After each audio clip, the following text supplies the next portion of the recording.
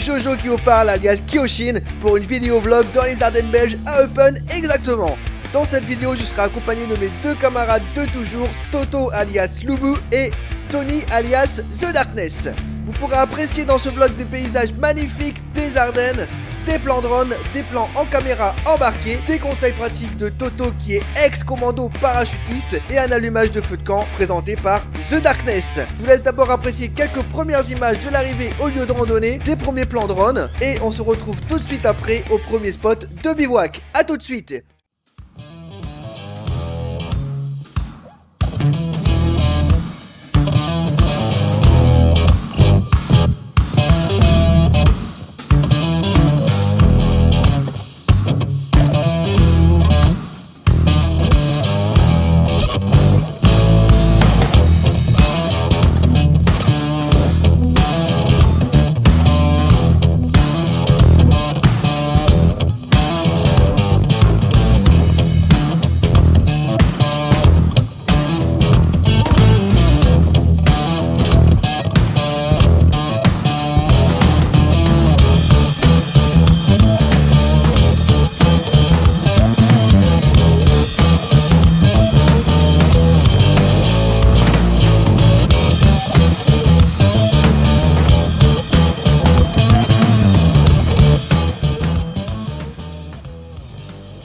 Voilà les gens, nous sommes arrivés au lieu du bivouac. On va s'installer ici, ça a l'air d'être pas mal du tout. On va installer les tentes à ce niveau-là. Tu vas bosser, feignant? Ouais, j'arrive. Il y a déjà The Darkness qui est en train de découper un arbre mort, va galérer sa mère. Et Lubu qui l'aide pour ça. Moi, je vous présente le camp. On se retrouve après. On se fait un petit timeline pour vous montrer un peu le montage du camp, etc. Et on se retrouve pour l'allumage du feu. Ciao!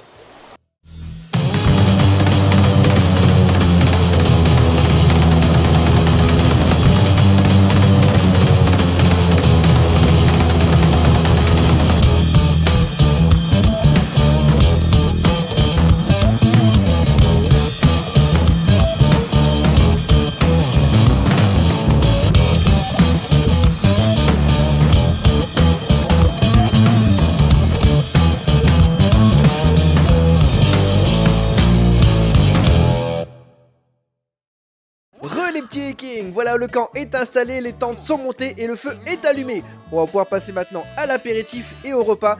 Pour cet apéritif, un de mes amis cavistes dans le Vieux-Lille m'a trouvé une eau de vie à la prune fait dans les Deux-Sèvres. Elle était vraiment délicieuse. Je profite également de cette voix off pour vous présenter la chaîne des Fils d'Odin. Donc sur cette chaîne, vous pourrez trouver des vidéos vlogs comme celle-ci où on vous présente différents lieux des Ardennes belges et également un projet qui arrivera fin d'année voire début d'année prochaine, une randonnée dans les Vosges en hiver un peu plus extrême au niveau du level. Sur cette chaîne, vous y trouverez également des vidéos gaming où on présente différents jeux. On va se spécialiser surtout dans le jeu survival. Bon, on vous proposera également des gaming un peu plus fun sur The Rocket League par exemple et également sur Red Dead Redemption, voire aussi Battlefront 2, mais on vous présentera des exclusivités, par exemple la sortie de Day in Light 2 qui arrivera cet hiver. On y trouvera également des vidéos airsoft, d'entraînement de parties, comme du démontage et nettoyage de répliques, fait par mes propres soins. Alors si vous ne voulez pas manquer une seule sortie vidéo de la chaîne, abonnez-vous, mettez un gros pouce bleu bien barbu et surtout déclenchez la petite cloche pour recevoir les notifications des sorties vidéo. Je vous laisse apprécier quelques images de cet apéritif et la rivière filmée en drone autour du feu de camp. On se retrouve juste après pour une escapade nocturne. A tout de suite. Skål!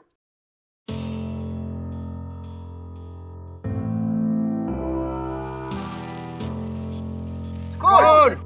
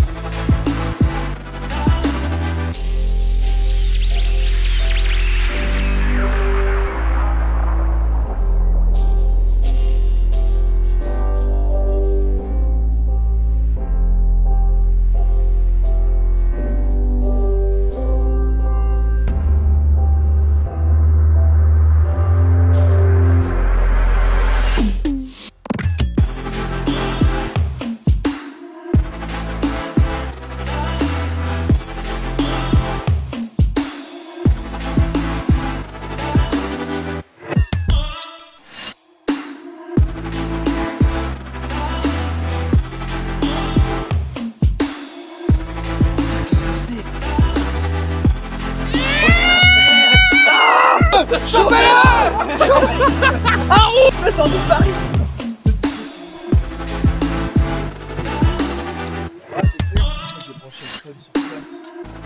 C'est parti pour une petite exploration nocturne les gars. Ça va peut-être faire un peu peur. On sait pas trop. Vous en pensez quoi? Non? Pas peur? Pas peur? T'as peur? On va y aller quand même. En blanc, je dirais jaune. Ça fait plus nocturne, non?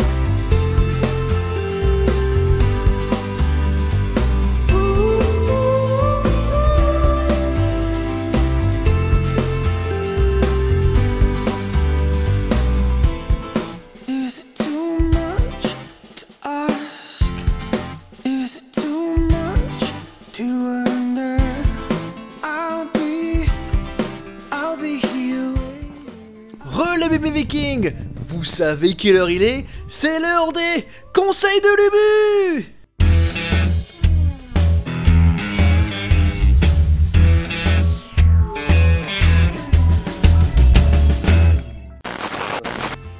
Hey les amis, petite astuce de Lubu. En tant qu'ancien militaire parachutiste, si vous faites une marche nocturne en cas d'attaque ou d'invasion de zombies, alors préférez porter la pétzelle au niveau du genou. Ça va vous permettre de voir où vous marchez pour pas trébucher, etc. Et si vous vous faites attaquer, vaut mieux se prendre une balle dans le genou que dans la tête, parce que l'ennemi va viser où? Il va viser là où il y a la lumière, on est d'accord? Donc vaut mieux se prendre la balle dans le genou que dans la tête. Et préférez utiliser une lumière rouge plutôt que la lumière blanche, parce que la lumière rouge, bizarrement, c'est moins visible qu'une lumière blanche à longue distance. Voilà. Petite question de novice, Lubu, qu'est-ce qu'une pétzelle? Alors, la pétzelle, c'est ceci. Petite lampe que vous pouvez acheter à Decathlon. À Decathlon, ils vont vous dire de la porter sur le front, mais la nuit, il vaut mieux la porter sur le genou, on sait jamais. Oh les petits vikings, la nuit s'est bien passée. Là on va faire la petite race-motte. C'est pas bien passé? Si, c'est bien passé, j'ai bien dormi. Donc là on va faire quoi? Une petite race-motte autour du terrain pour voir si on n'a rien oublié. Laisser déchets, etc. Pour laisser un camp propre pour les prochains bivouaqueurs. Let's go.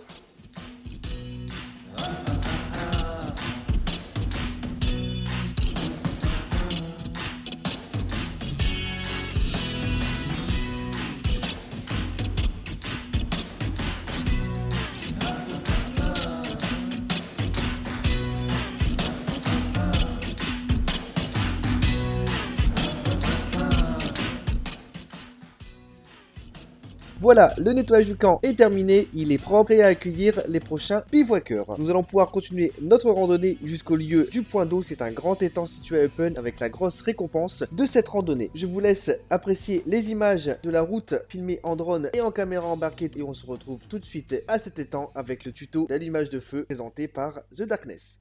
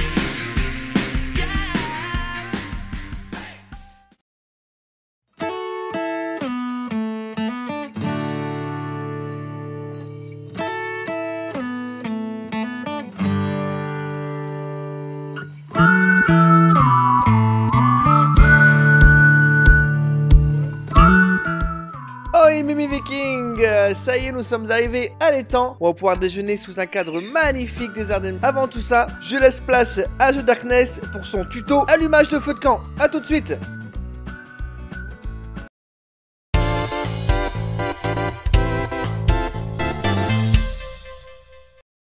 Salut tout le monde, c'est Darkness. Petit tuto démarrage à fou pour tout le monde. Hein. Il y a les pattes. Bon, pourquoi il y a le trou? Ça c'est pour l'air. Là, pour abriter un peu près le feu, mais avec ça fait un système de cheminée avec le trou d'aération. Donc comme ça, le feu sera allumé. Ceci, coton qu'on trouve partout, hein. Par les grandes surfaces, ou bien déchiré comme ça, c'est mieux pour l'allumer. Vous avez du beau temps, hein. Vous avez cette vue là, magnifique, hein, Que du bonheur. Bon, je vous présente pas, hein, c'est fait une rire, hein. Puis partie de notre petite troupe. La mascotte. Juste un peu de... il est rempli de Tiens, tiques. pour faire du feu. Bientôt mort, bientôt. Allez, oust là. C'est parti. Ceux-ci qu'on trouve partout, hein, Décathlon, pas très cher, moins 10 €, efficace. On peut allumer par tous les temps. Hein. Alors, c'est parti. Hop.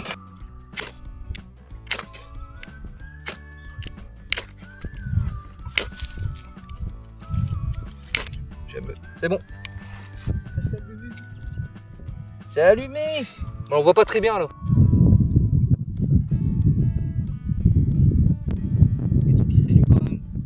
Voilà, là on peut mettre des petits bouts de bois comme ça, très efficace. Faut que ce soit bien sec. Ouais, c'est comme des pâtes, des spaghettis. Hop, et voilà. Au-dessus, comme ça, on attend un peu. C'est magnifique, regarde ça. Et voilà, un peu. Et là on met les plus gros bouts de bois. Et voilà. Des bouts comme ça, bien secs, et à couper. À découper. 0,2 avec vos petits genoux. S'il n'est pas très fragile. Hein. Si vous avez 80 ans, faut éviter. Bien les mecs comme ça. Hop.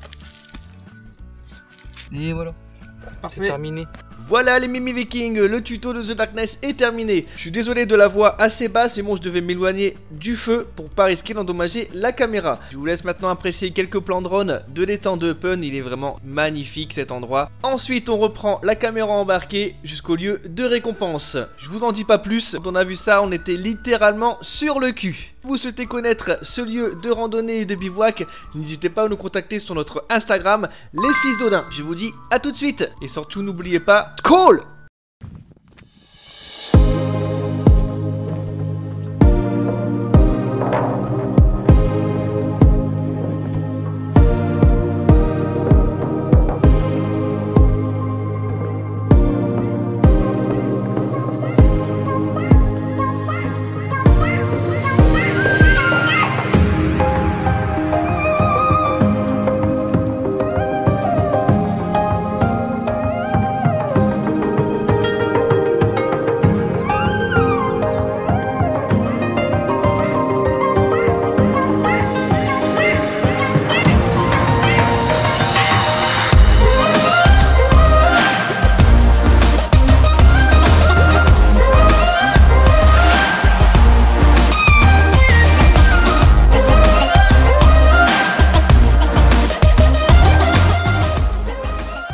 Et voilà les Mimi Vikings, nous sommes arrivés au lieu de la récompense et de la fin de cette randonnée. Tout n'est pas encore terminé, il y a encore le retour, et ça ce sera juste après cette petite présentation. Alors voilà, je vous présente le barrage de la Gilette. Donc le barrage de la Gilette est un barrage hydraulique situé dans les parties orientales de la forêt de Hertogenwald dans les Hautes-Fagnes-Bèges, qui est une partie des Ardennes bien reculée.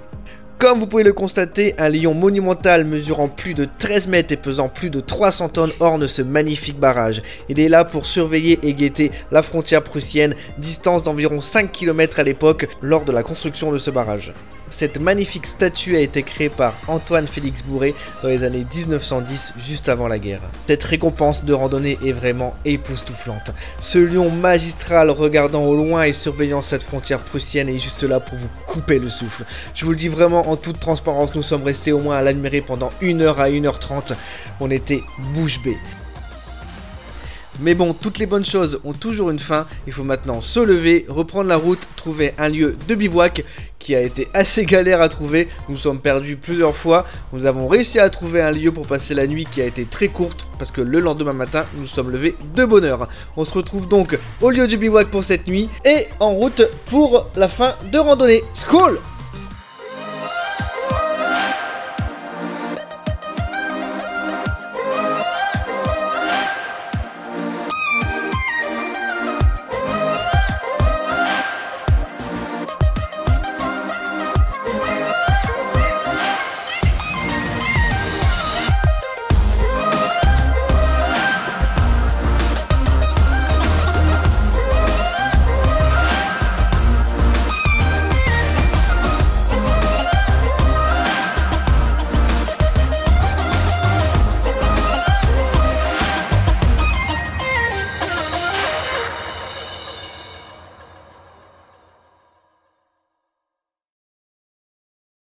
A few moments later.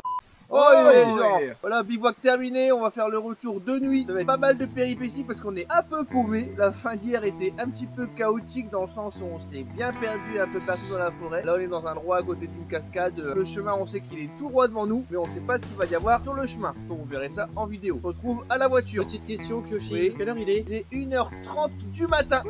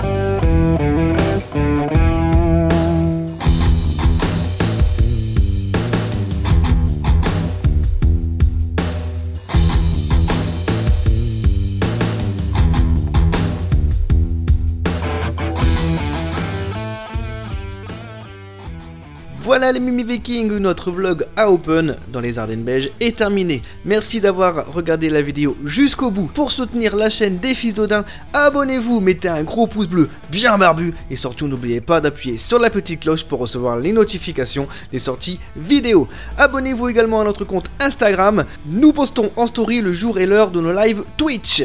Sur ce, nous vous souhaitons une excellente matinée, journée ou soirée. Tout dépend à quelle heure bien sûr vous regardez cette vidéo. Comme le dirait le grand Odin, skol à tous!